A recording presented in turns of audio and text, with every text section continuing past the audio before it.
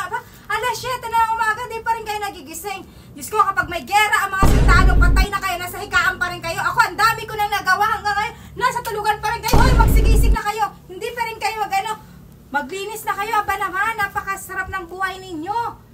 Ay nako, Diyos ko naman. Siguro ng oras na naman kayo natulog kagabi, no?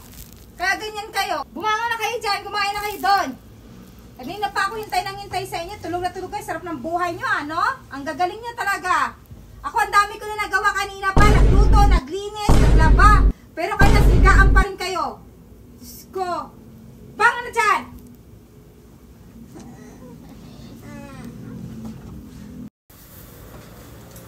Ay, ang gagaling ninyo, no? Oh! Sigsitigan lang kayo. Kalat ng kalat. Naiinis na ako. Napapagod na ako sa inyong dalawa, ha? Nakaka-stress na talaga kayo. Linisin yan! Hindi kayo puro ganyan. Harot kayo ng harot. Hindi kayo magsitigil. Tapos pag kayo nag-aaway, nasabi, iyakan kayo. Sino ang kawawa? Ako na naman. Hindi kayo magsitigil. Ang lalaki ninyo. Hindi kayo natututo. Linisin niya. Bilisan nyo.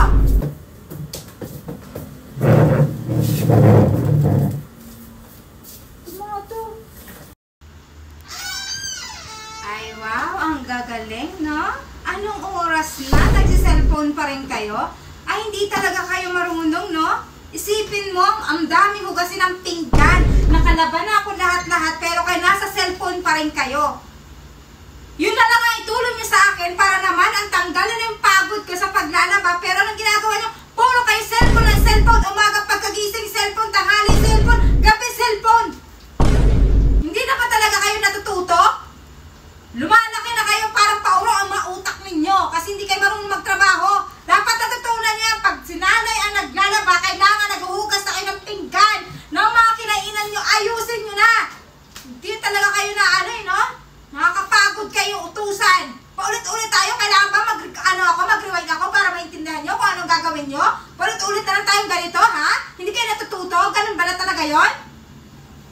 Ang sakit na ng lalamunan ko, sana naman marunong kayo umintindi ng gagawain nyo. Pag pagod ako, kailangan marunong kayo. Hindi puro ganyan, puro kayo cellphone na cellphone. Kainis to mga to.